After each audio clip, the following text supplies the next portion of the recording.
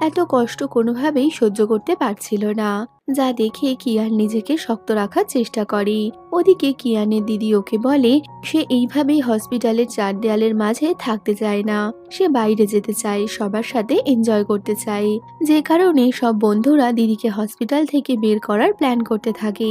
শেষ পর্যন্ত ওরা কোনো মতেই দিদিকে বের করতে পারছে না। এমন সময় লু হসপিটালের দিকটা সামলালে সবাই মিলে দিদিকে বাইরে ঘুরতে নিয়ে আসে। সবাই মিলে ওরা দিদির মনটা ভালো করার চেষ্টা করছে। কিয়ানের দিদি সবার মাঝে থেকে এই আনন্দ উপভোগ করতে করতে কিয়ানের কাঁধে মাথা রেখেই তার শেষ নিঃশ্বাস ত্যাগ করে। মা বাবা সন্তানকে হারানোর কষ্টে কিয়ানকে ভুল বুঝে বসে যে হয়তো কিয়ানের জন্যই ওর দিদির আজ এই অবস্থা।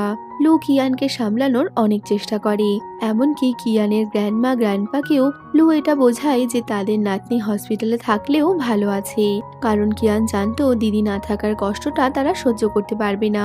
যে কারণে ওরা এটা ওদের দুজনের থেকে আড়াল করে যায়। আর কোথাও না কোথাও দিদি সুস্থ আছে শুনে গ্র্যান্ডমা গ্র্যান্ডপাও হ্যাপি ছিল। এরপর থেকে কিয়ান কেমন যেন চুপ করে গেছে। সে দিদিকে দেওয়া নিজের কথা রাখবে বলে ঠিক করে। সে ভালোভাবে পড়াশুনো করছে। দেখতে দেখতে স্কুলের এক্সাম শেষ হয়ে যায়। আগের থেকে কিয়ান অনেক ভালো রেজাল্ট করেছে। তবে কিয়ানের পাশাপাশি থেকে লুও বুঝতে পেরেছে যারা চলে যাওয়ার তারা চলে যাবে, তবে জীবন এখানেই থেমে থাকবে না। যা বুঝে লু কিয়ানকে একটু বেটার ফিল করানোর জন্য ওকে নিয়ে বাইরে ঘুরতে যায়। দুজনে অ্যামিউজমেন্ট পার্কে গিয়ে একসাথে ছবি তোলে, সাথে সারাটা দিন ওরা অনেক এনজয়ও করে। এখন ওরা একে অপরকে বুঝতে শুরু করেছে।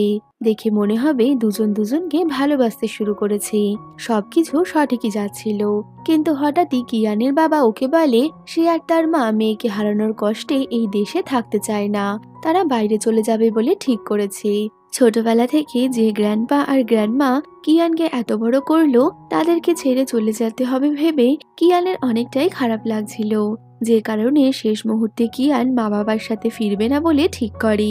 এরপর ধীরে ধীরে স্কুল জীবন শেষ হলে সবাই নিজের নিজের লাইফে সেটেল হতে শুরু হয়েছে। বেলা ও জিয়ান এখন একসাথে হ্যাপি আছে, আর পাশাপাশি সিয়ান এখন নিজের রেস্টুরেন্ট খুলবে বলে ঠিক করেছে। আর তাকে সবসময় সাহায্য করার জন্য ইয়ান ওর পাশে রয়েছে। দুয়ানও সবার সাথে অনেক হ্যাপি। আর রইল বাকি আমাদের গল্পের কিয়ান আর লু, যারা একে অপরকে ডেট করছে। সাথে তাদের এই রেড লোটাস আর্মিকে একসাথে নিয়ে চলতে পেরে তারা অনেক হ্যাপি। আর এইভাবেই সবার হ্যাপিনেসের সাথে এই গল্পটাও এখানে শেষ হয়ে যাচ্ছে। তো এই স্কুল ড্রামাটা তোমাদের কেমন লাগলো কমেন্টে বলো। ভালো লাগলে লাইক শেয়ার করো, আর যাওয়ার আগে চ্যানেলটা সাবস্ক্রাইব করো। তো দেখা হচ্ছে আবারও নতুন কোনো ভিডিওতে। Till then, by.